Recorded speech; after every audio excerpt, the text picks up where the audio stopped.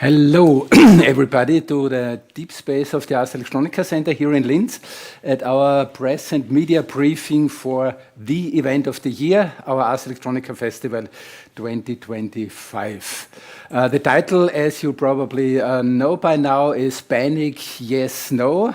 Definitely, I can tell you the level of panic is at 100% with us. There are really hundreds of projects, thousands of artists and contributors. All of them are flocking already here to the city of Linz to prepare a really amazing and wonderful festival. Ars Electronica, the biggest, the largest festival for digital art and culture, I think really worldwide, is going to happen again in the first week of September within a big array of different programs, and in particular with many, many locations here in the city of Linz. It's actually 19 different locations this year. I think if you know Ars Electronica, it's one of the really great things that we have all these different venues from the major museums and concert halls of the city, the conference center, but also something like the huge cathedral, and of course most exciting for us, again, the main venue will be the Post City this year, along with many other locations, also places from the small cultural and artistic initiatives here in the city of Linz. And this brings me to the point where we are actually cheating a little bit on our own, the pre-opening walk on Tuesday. Because usually, officially, the festival starts on Wednesday, but because the program is growing so big, we started many years ago to use already the Tuesday as a special opportunity, also in particular for the local audiences, to introduce the strong programs, the big variety of contributions that come from local partners here in the city of Linz. And this year we are very happy to start again on Tuesday early afternoon. I think it starts around 3 p.m. already, with some of the locations where we go from the Landesmuseum with a wonderful exhibition, Lentos, Art University, and I could go on, and I see already in the faces of the people I have to keep it shorter. Please refer to our wonderful website, to all the information that we've given you, because the number of names and events and places, just to read them out loud, would take more than the whole time of this press conference. So let's go on. After we have pre-opened the festival on Tuesday, we have Wednesday, and of course Wednesday is the day with the big public opening. Some of you might remember last year it was the spectacular event in the big cathedral of Linz with the quantum physical music performance. This year we have a wonderful show again in the area of the cathedral, in front of the cathedral, inside. It will be AI generated. Of course, AI is everywhere in this festival, no doubt about it.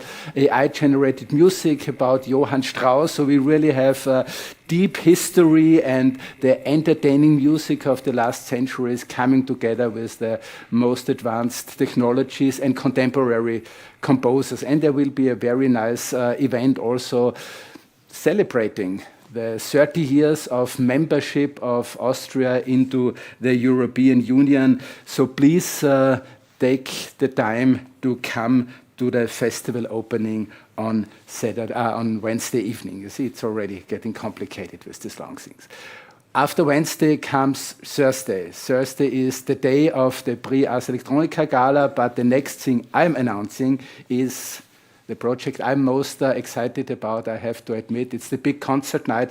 Every year, a wonderful meeting and coming together and crossing over between orchestra, digital music, digital images, and really wonderful program. The main program this year is the opera, Der Kaiser von Atlantis, the Emperor of Atlantis, von Victor Ullmann.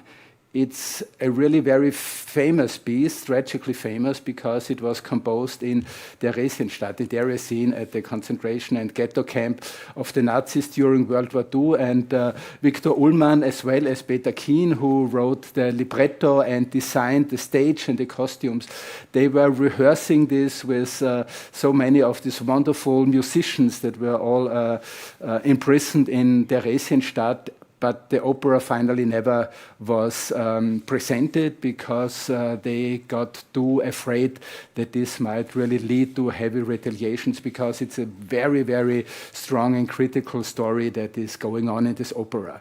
Only in 1975 the opera was first performed ever in Amsterdam, and in 1985, so 40 years ago, Dennis Russell Davies, the conductor, was doing the first German premiere of this, and 40 years later he is joining now with Ars Electronica and the big team that also includes David Bösch from the Landestheater and many great singers and artists to revisit this piece from 1944, of course, as the major event of our program that is looking into the 80 years since World War II ended, and the whole program about how art is resistance on its own, has to be and can be resistance, but also what it means to do art in the situation of resistance. So there is a wonderful program, Viktor Ullmann's opera. There's also Paul Hindemith. So we are looking also at the time before World War II. What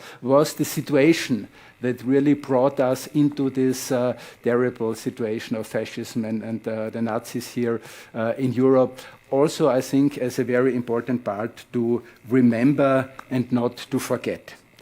After this, of course, quite heavy piece of the big concert night, of course, we go into the contemporary program again with music that we in our team always say it's not for me, but it's for the young people in our team, because it's the Ars Electronica Nightline. This year we have the music scene, the contemporary digital music scene from Switzerland, but also a highlight coming from Spain, Maria Anal. So please shake your heads, as the old people like to say to the young ones. If you are still up for digital music after the Nightline, then you go to the Sonic Saturday. This is the very special program of the Music University of Linz. Since many, many years, they are preparing their own program, really diving deep into the avant-garde and the contemporary work of composers of our time. Also here, I have to admit, a little bit cheating, because we still call it Sonic Saturday, also because the program grew so big, they already start on Friday afternoon. And this is really one of the special marvels of Ars Electronica, to really take this position, to have enough time and the wonderful spaces and premises of the Bruckner University for this contemporary digital music and composers. And finally, the part that I'm finally presenting before the real program will come is the Futurelab night Saturday evening. You know, this is also the day of the big Cloud of Sound in the city of Linz, which will be a wonderful program this year again. But here in the deep space, we have the Futurelab night as the late evening program with colleagues and partners from our Ars Electronica Futurelab and many presentations of the latest projects that have been developed in this very special research, development and artistic part of Ars Electronica. And I think I almost made it in time, and I hand over the baton now to Christl Baur, the head of the festival program. Thank you very much. Well, I am to continue this exciting array of different kinds of projects with an insight into the various exhibitions hosted by the festival this year. Starting, of course, with the most important one, the Prix Ars Electronica exhibition, showcasing most outstanding works in different categories, like new animation art, artificial life and intelligence, as well as digital music and sound art. The exhibition is staged in the Lentos already for the second time. A particular highlight here is Requiem for an Exit by Thomas Quam and Frode Oldereit, awarded with the Golden Nika in new animation art. At its center is a 4-meter-high robot whose presence is defined by a hyper-realistic projected face and a voice created through AI and human performance. The work proposes that violence is not only cultural conditioned, but also biologically inscribed into our DNA. And the robot's monologue recalls atrocities from antiquity, but also the Holocaust and present day's displacement, questioning whether such violence is a tragic exception or recurring pattern into human history. Not also to be missed is, of course, the installation Organism, staged at the Marine Dome, part of the Ars Electronica opening, but then also as an installation and 2 more performances throughout the festival days.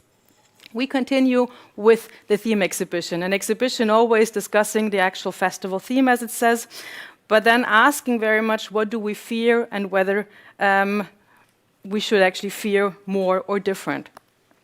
Between political spectacles, war, militarization, social inequality, climate change, you name it, it becomes clear that at the moment, both individual and collective panic increasingly shape our lives.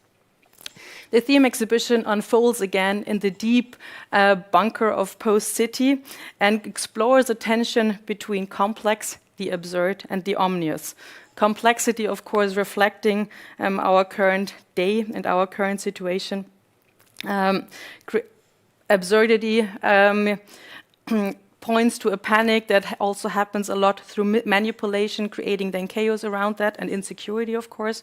And the omnious describing a panic as a lurking, ever-evolving, but always tangible and constantly feeling there. At the entrance, a robot dog will greet you. It is part of the dynamics of a dog on a leash by Takayuki Todo. It's not a pet, it's not supposed to be caressed, but it actually is aggressive, overheating, and collapsing. Within the exhibition, you're also going to encounter Sweet Dreams by Marshmallow Laser Feast that presents a surreal, almost satirical installation revealing how food is more than nourishment, bound to our identity and our desires. Within the Staatspreis exhibition, we are presenting again the winners of the Staatspreis, but also the winners of the Staatspreis Africa. It highlights how artistic research can generate new impulses for Europe's digital sovereignty, questioning structures of digital power and opening up fresh perspectives. A striking example in the exhibition is the AI Work Cloud database by Sarah Siston. We all use AI in our daily lives, whether on our smartphones, in search engines, or on social media. Yet, the very same technologies that are here for civil use are also often used in a quite troubling context, in the context of war. And the project by Sarah System is documenting these overlapses and how the things are connected, which technologies are used in various kinds of application for military use. And the work raises very important questions. Who controls AI? And by what values is it developed? And especially also, how do we shape its use? The Ars Electronica Features exhibition is a partner exhibition welcoming in total 16 international cultural and scientific partners to the festival. Here the question or the task was to our collaborators to look for projects out of their own research and development funds in order to find ways to discuss the topic of panic, yes and no, within the festival from various kinds of perspectives. A powerful example comes from Taiwan. The C-Lab, a sound lab based in Taipei, brings not just an exhibition, but also concerts and performances in deep space and at the Bruckner University called Polyphony. Polyphony stands for the multiplicity of voices, both in music and, of course, in society. The exhibition, however, brings also other partners, such as V2, the Lab for Unstable Media, the New Art Foundation, Yasuaki Kakehi Lab from Tokyo, the Ecocentric Futurelab from Austin, Texas, and many, many more. Most of them are staged within Post City. That brings me to the next, one of the most exciting exhibitions within the festival, the campus exhibition. A leading question here was, how do we prepare for a future that is becoming more and more unpredictable? Especially at a young age, when you're only studying, the future is ahead of you. That is a very essential theme to ask. The campus exhibition brings together 37 international universities, from Stanford to Osaka University to Parsons School of Design, Moholy-Nagy University from Budapest, or Zurich University from Switzerland, alongside 14 departments of the local University of Arts in Linz that are part of the campus show. The exhibition will be staged actually at 3 venues. Post City has been mentioned before, but also in 2 buildings of the Art University, as well as in Salzamt. The university itself makes a strong point with their topic Alles immer offen, everything always open, with a huge installation also placed on Main Square. And the featured university this year, the National University of Art Sofia, is presenting their exhibition, Decisions Make Art, in this place. At Salzamt, one of our local partners, the University of Applied Sciences Upper Austria, in collaboration with other universities, are presenting expanded play, experiments with mixed reality and AI in Salzamt. And not to forget, this year for the second time, we are staging the Campus Award, awarding the most outstanding artistic student presentation within the campus exhibition. That brings me to another very exciting exhibition that especially focuses on the topic of art and science. It is an exhibition hosted by the Linz Institute of Technology of the JKU. And 7 projects in total have been commissioned, newly created for the Ars Electronica Festival by individual departments from the JKU in collaboration with artists.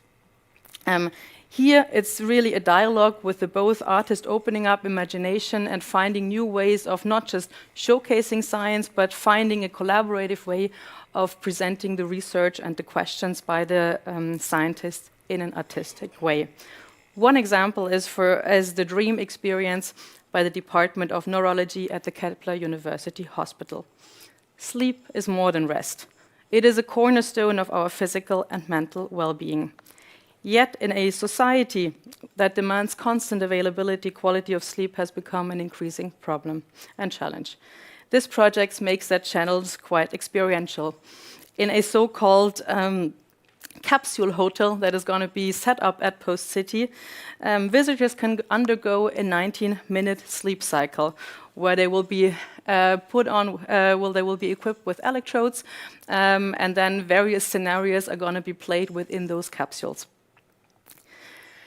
And the, for now, last exhibition that I'm going to introduce, however, not the final of the festival, is Patterns and Politics, staged in the Francisco Carolinum. This is a partner exhibition that we are featuring as one of our main programs within the festival, and it's the first retrospective of the pioneering American artist Claudia Hart. Since the mid-1990s, she has constructed complex scenarios in virtual 3D spaces where mathematics, science, and consumer culture merge, raising questions about perception, the body, and especially always highlighting forgot and suppressed voices. For example, by honoring overlooked artist women in her work called Ghost Paintings. With that, I'd like to hand over to my dear colleague Veronika Liebl, Managing Director of the festival team.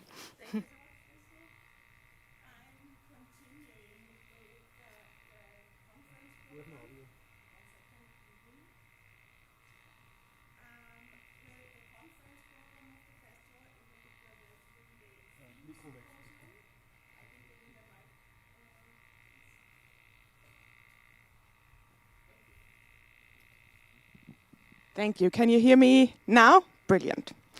So again, to repeat, we are starting again the festival, of course, with the already traditional 3-day theme symposium, as the name already suggests, dealing with the topic of the festival, in particular with panic, what panic means in our time, neurologically, culturally, politically, but also socially.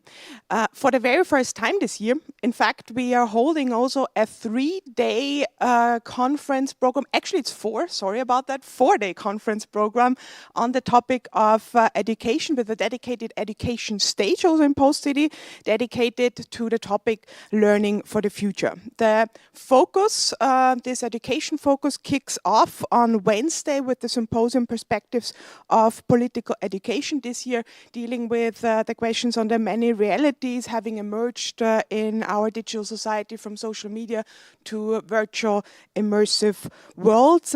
philosopher Klaus Weisbart will, for example, illuminate how the different layers of realities are coexisting, and we will dive into discussions also how that affects our democracies.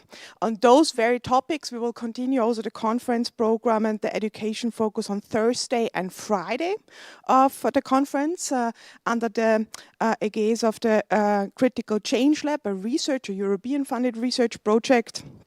At the core, the question, can we make panic also productive? Can panic be basically also a productive force for societal change? On the first day, very much in the topic of which relevant challenges are there for education, particularly at the intersection of AI and democracy. Simona Levy will make a keynote with the title "Don't blame the people, don't blame the internet, blame the power," meaning we should, of course, not hold the users or the technology itself accountable, but very much the power structures behind. On the second day of this conference focus, we will focus then on basically who are the education providers behind. So who are the platforms where this kind of political education, also societal education are held, and we are shifting here also to non-formal learning spaces, in particular cultural organizations like ours, maker spaces, museums, of course, also asking how they are really substantial drivers of political education and how they can also be recognized better structurally also as spaces of education. The third pillar is the pillar on citizen science. Here we are running a whole program and focus under the conference program, particularly asking also how citizen science can teach potentially democracy, precisely because citizen science is not only about citizens collecting data, as the notion is sometimes out there, but very much also shows how the knowledge behind is created, how even discourse or even disagreement in research can be actually a productive part, and how society can also participate in research processes. We're also diving into specific questions of how AI is, for example, used in citizen science, and how methodology from artistic research can also inspire citizen science processes. Both of these highlight programs, or all of these highlight programs under the education focus, very much also should, of course, open up a discourse and a possibility to highlight also rethinking learning and teaching spaces, also showing that it is not only about creating an understanding, but it's also very much about giving agency to the society, becoming really a active part of the research process, of the learning process, and participating also actively in societal change. At the heart of the program is, of course, the large 3-day theme symposium, which places panic at the center. On the first day, we focus on panic in the global context. We highlight panic in many of the different facets. We start with neurobiology, we end with the global crisis, and in particular also the geopolitical conflicts. Neuroscientist Philipp de Vote will start explaining how panic arises in the brain. Tanja Singer shows how we can drain the so-called social brain, both on a societal level, but also very much individually on a personal level. We dive also in topics of neurotechnology and how they interact with the brain. Of course, very relevant given also the big trend of companies and research arising in the field of brain-computer interfaces. Then in the afternoon, we dive into the topic of political uncertainties, in particular right-wing populism, war, geopolitical tensions, asking also how panic can be understood as a political tool. And we also want to understand panic as a cultural medium or highlight the cultural dimensions behind it. Why are we so fascinated by the scenarios of collapse, by dystopian scenarios? And we also pose the question, can also anti-dystopian scenarios actually create drivers of change?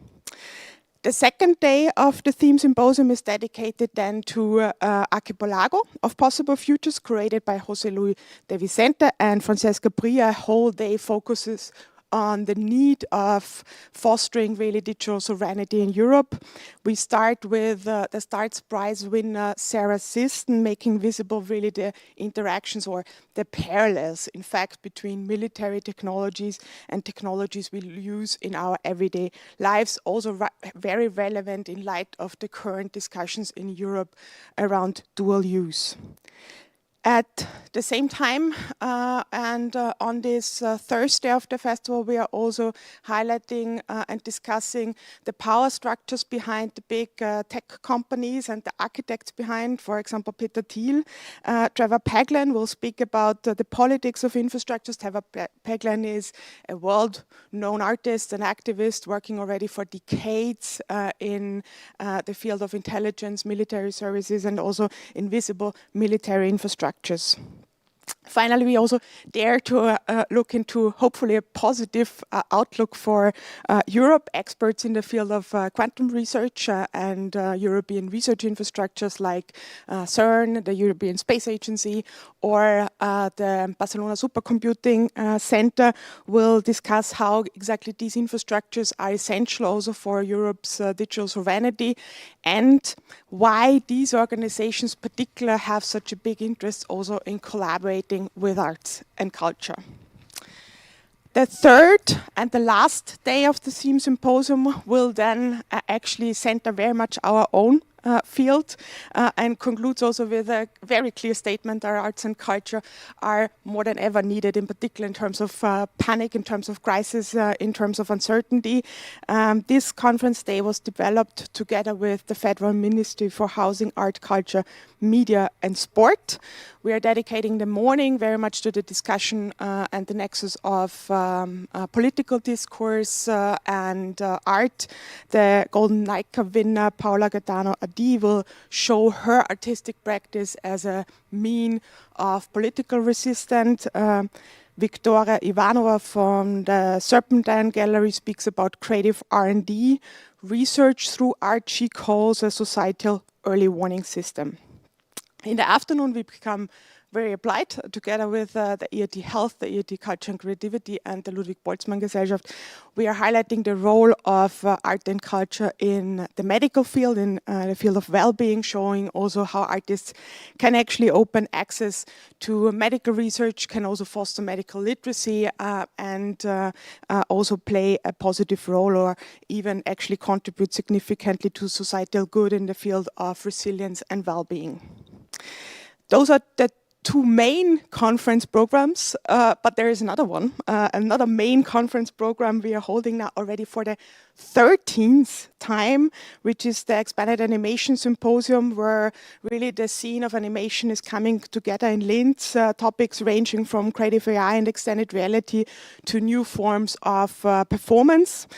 New this year are also paper sessions, and you will also hear several really well-known and world-recognized names like Boris Ellerson on AI images as an expression of the unconscious, or Liz Rosenthal, curator of Venice Immersive, on immersive storytelling at the Biennial in Venice. Along these major focus programs, we also stage many more of lectures, conferences and talks, particularly of course in Post City, for example, on the Sunday in Post City, the Studiodopa conference, on the Great Acceleration, in particular on updating the graphs, not only the data points, but really our understanding how politics, society and climate change are intertwined. One personal recommendation in the conference program is the Staged Realities Conference, specifically addressing also the impact of AI in the theater area. We are starting the discussion here with what authorship actually means when algorithms are co-writing. What does it mean also for the presence on stage when the the voice, the gestures are digitally generated. We have invited theater makers, experts from all across the globe, presenting also how they are already actively working with AI in the theater field, how AI is used not only as a tool but also as a collaborator on the stage but also off the stage. We are presenting also the tools behind like live scripting with AI or interactive avatars, for example, generated on the stage. And we will also ask questions of what does that mean then really on an operational level for the theater. So which kind of skills do we need, also which kind of competences and frameworks and maybe also legal frameworks are necessary in the theater field. Theater has always been a laboratory for testing out technologies, and that is absolutely not different with AI. That's also a reason why we're working since more than 3 years already in a European project called Acute and funded by the Creative Europe program of the European Union on this intersection of theater and digitality. That brings me also from the conference programs to the big specials of Ars Electronica 2025. The specials are our core program points where we really put a highlight, also a focus point into some of the specifically new or highlights of this year. And one is clearly this crossing and intersection of digital and theatre. We are working since a couple of years now with more than 10 European theatres and the European Theatre Convention. 2 of the productions which were developed during the last years will also be visible here in the Ars Electronica Center and the Deep Space. One, for example, the Trial Against Humanity by the Norsk Theatre and White Hunger from the Olo Theatre. But we also have curated a whole program. In fact, I think it's a total of 19 program points within the digital theatre focus this year. For example, by the Ernst Busch Academy of Dramatic Arts, who are testing out the participatory and completely new way of experiencing a theatre in different stations. You will be able to explore in Post-City also your competences in friendship areas together with other participants, but also through different technologies. And the digital media and theatre focus also has a whole program strand and focus on immersive productions, particularly around virtual reality and augmented reality, for example, by the Staatstheater Augsburg, presenting Ecclesia, a VR game in which collaborators can actually build a new civilization, and by every decision they are taking in this collaborative setting, also shaping the social balance and, of course, the development of the game. A completely new program point, another completely new program point of the festival this year is Flood the Zone with Courage, a collaboration between Ars Electronica and the Circus of Knowledge of the Johannes Kepler University. The project is our own very response also to the paralyzing effects of the global crisis, mean also to invite everyone at the festival, participants as visitors, to prototype, to think, to also test new forms of protest and societal participation, ways in which we can also foster our democracies. The base for this is the Pavilion Against Indifference in the Post-City, in a very central location. You will definitely see at the festival, designed by the architecture department of the Art University, where you are also invited to leave your own personal messages of protest. But the highlight of the program is for sure the many interventions we have and we are currently preparing for you from all across the globe, from universities of our program, from also kids and youngsters from the Creative World program, from artists, from local institutions. There are coming 7-minute interventions, mostly performed in the Post-City, but also on the weekend here in the city center of Linz. One program point, which has already a very long tradition at Ars Electronica, is the Ars Electronica Animation Festival. We have selected 25 out of more than 1,100 submissions from the Ars Electronica and presenting the screenings as best-ofs with a dedicated Austrian panorama on Austrian filmmakers, as well as young animations with filmmakers under the age of 19. This year particular, the Animation Festival moves also outside the traditional venues and will be screened every afternoon and early evening at the Mariendom, at the place next to the main cathedral, the Mariendom here in Linz.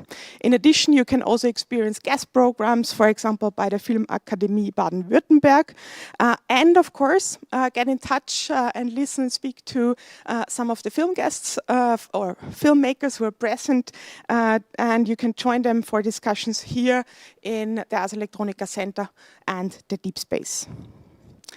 Speaking of deep space, of course, the festival would not be a festival without extensive program in the deep space. It is like a festival in the festival, really. It offers this year specifically a big focus also on performances, music, dance at the intersection to media arts and digital arts. I would recommend here particularly the deep stage on September 4th, starting at 8 p.m. In 2 slots for everyone who is really interested in this intersection.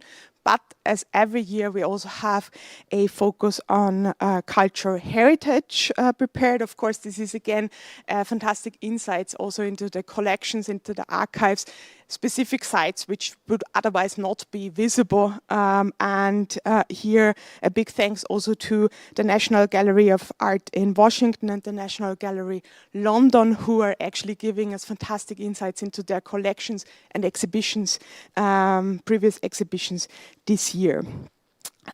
New this year is also a specific focus on Asian culture heritage. We are bringing to this fantastic room here Japanese cultural treasures, as well as also Korean heritage, 3D models of a famous palace in Seoul by K-Heritage, by the Korean Heritage Services. A novelty, one recommendation also from myself to everyone here is the presentations of Ars Electronica, by Ars Electronica, on Ars Electronica, with the whole Ars Electronica ecosystem. Since 46 years now, Ars Electronica is of course particularly worldwide renowned for the festival, but also the center. But in this specific presentation, we also want to highlight the maybe lesser known department and want to showcase also how important this cycle, this creativity cycle of Ars Electronica is, from research, development, over production, presentation, prototyping and education to commercialization. At every point in this cycle we are involving also artists, and this makes us quite unique, I would dare to say. This is something you can visit, in particularly in the 2 exhibition areas from our departments, Ars Electronica Futurelab and Ars Electronica Solutions. Get also in touch with our plenty partners in the Ars Electronica Lounge. But in this sense, I'm handing over to the 2 makers here, Hideaki Ogawa and Mondria, Managing Directors of Futurelab and Solutions. Thank you. Thank you very much, and thank you for the introduction. And hello, everyone. I'm Hideaki Ogawa, Artistic Director of Ars Electronica Futurelab. As Veronika and Gerfried mentioned, Futurelab is a research and development division of Ars Electronica, functioning both as an artistic lab as well as artistic atelier. So at this Open Futurelab exhibition, visitor can experience prototypes of the future envisioned by around 30 Futurelab very unique members with diverse experience, expertise.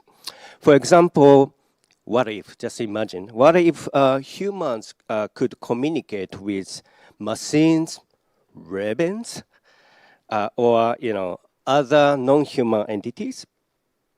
Actually, the outcome of our unique internal grant program called Futurelab Idea Exhibition explore exactly this question. Visitors can engage with installation that allow them to experience the real-time 3D Gaussian splitting technology using the and try tools designed for dialogue with Ravens as well. So in this way, prototyping such futures emerges at the intersection of art and science. So we conduct publicly funded artistic research as well, such as a PEAK project. At Open Futurelab exhibition, we also explore the creation of a new origami form by combining the origami logic of origami with computation. So here you can experience as well as experimental works in living logic, a new, in a way, artistic domain inspired by living systems. The fusion of art and science sparks, I would say, unexpected discoveries and innovation. At our lab, we believe in the power of art. So then we apply the art. So this art thinking to envision the future, and this Open Futurelab exhibition allows visitors to experience prototypes of the future inspired from co-creation with a variety of companies. For example, in partnership with DNP, one of the world's largest printing companies, we are reimagining the venue, post-city, through XR technology, demonstrating AI-powered tools that allow anyone to easily engage in urban reimagination and co-creation. So in addition, I'm very happy to announce this though, we have initiated joint research with the Toyota Motor Corporation Advanced R&D and Engineering Company, exploring the future of humanity. Open Futurelab shares the research process and also diverse creative questions that emerge from this research with public, and presenting Open Research Lab alongside like robot. It's quite interesting prototypes, and by experiencing these manifestos, I would say, of these projects and futures, we explore the societal impact of technology.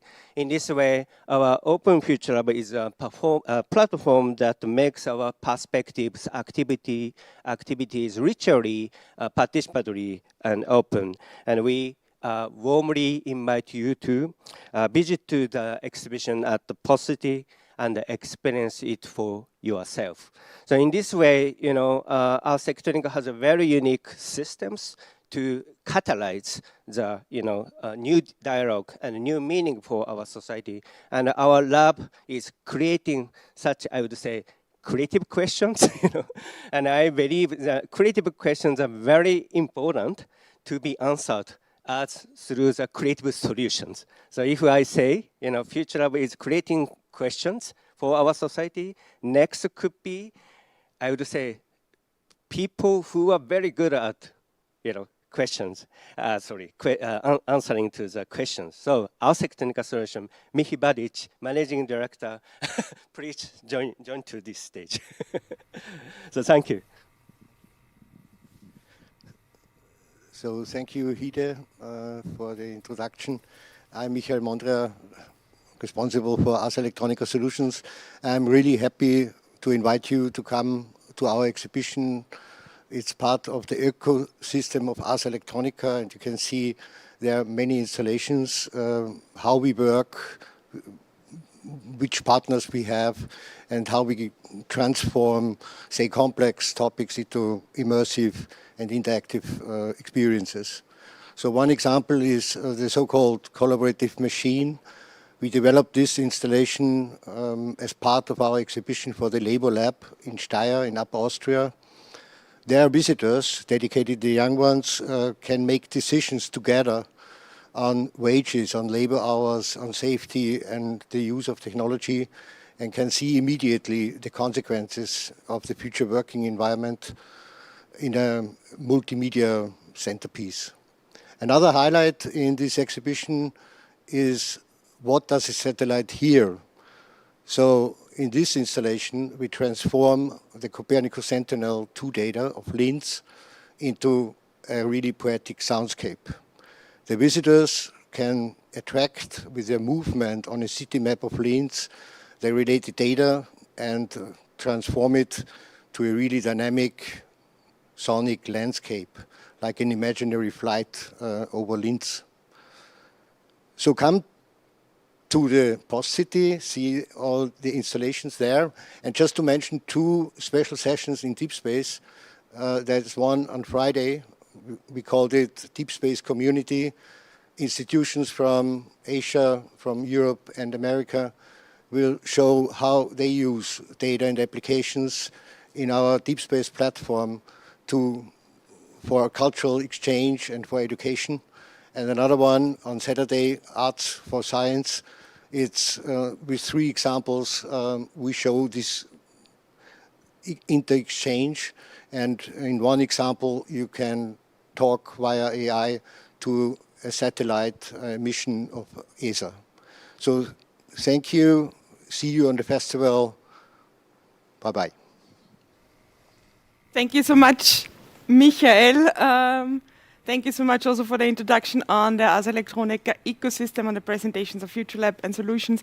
Usually I'm a humble person, but in this case I really have to say, please come. I'm tremendously excited and also proud of this ecosystem of Ars Electronica, and something which really is worth looking into. You can spend a whole day or even more in Post City exploring our Ars Electronica ecosystem. A fixed point of the Ars Electronica ecosystem is already for many, many years also Create Your World. Our festival, a festival dedicated in particularly to the next generation with labs, maker spaces, discussion areas, workshops, everything for free. Also, no need for registration. You can explore, for example, artificial intelligence in the AI Wonderland. You can explore topics of energy transition in the Power Playground, recycling topics in the Plastic Recycle Lab, or explore also the topic of disinformation through an augmented reality game in the Escape Fake Lab. A specific highlight this year definitely is the U19 exhibition with the award-winning works of U19 Ars Electronica. For example, the Golden Icon winning project, goat cheese making from the goat's perspective. At the end of the festival, I will be able to fluently tell that title. Also in the Create Your World area, a presentation from the ITU, from the International Transdisciplinary University here in Linz, which also will have a dedicated pop-up store at the main square in Linz, asking how digital technologies transform our ideas of care, communication, and democracy. With that, we are also coming to the end of the huge, gigantic program of Ars Electronica 2025 for everyone seeking orientation in this vast flood and program richness. There is the possibility to actually have an entry into the most important exhibitions through the Vigadio program. We offer highlight tours through the main exhibitions. We also offer expert tours guided personally by the curators and artists as well as researchers from the projects. We also offer this year for the very first time focus sessions specifically in the theme exhibition, the Starts exhibition and the Ars Electronica exhibition, highlighting one or two specifically important artworks and giving here some background information and details, also a possibility to get into the discussions with our mediators within our exhibition spaces. With that, we are coming to the end of the program presentation. A festival of this dimension, of this size, is definitely not something you do alone. And here, a gigantic, huge, loud, fantastic, and passionate thanks to our amazing team who is accomplishing currently really something fantastic. So thank you so much for everyone involved. And for another thanks, I hand over back to Gerfried. Yes, I'm now going to read to you all these collaboration partners. It's 440 names and icons on this list, and I think you have seen it also with Veronika's comments. We are very, very proud and happy of this huge level of collaboration. It's of course only matched by the enormous energies that are brought into this event by all the people of our team. Thank you, Veronika, on behalf of many, many people from Ars Electronica working the whole year on this. And I think you have seen it's really a vast program. But especially with programs like We Guide You, what we are doing is really we are preparing the program for you. It's very well structured. I think it's also an indication that this topic of Ars Electronica, how new technologies are changing our society and how art can help us to deal with this. That this is a topic that, of course, has reached now many, many different areas of our society. And I think this is one of the really very special and great experiences when you come to Ars Electronica. You are not just among yourselves in your bubble. You can meet many other bubbles. And hopefully, what the festival, the wonderful atmosphere of this density of the program is facilitating is that we merge this bubble, that we break up this bubble, that we meet with each other. You can see and meet the 8-year-old winner from the U19 competition, as well as the more than 80 years old pioneers of media theory, like Derek de Kerkhofe or our conductor Dennis Russell Davies for the concert night. Imagine this opportunity. All these projects you can find information about in the internet, in the web, wherever you are browsing. But meeting the people all together in 1 week, this is only possible at Ars Electronica. And it's only possible because of the strong support of many, many partners. Foremost, of course, the city of Linz, who since 1979 is the sole major contributor, financial contributor to Ars Electronica, and all the others. And they switched away already the logos to remind me that I should come to an end. Thank you very much, and I really hope to see you all in Linz in a few days.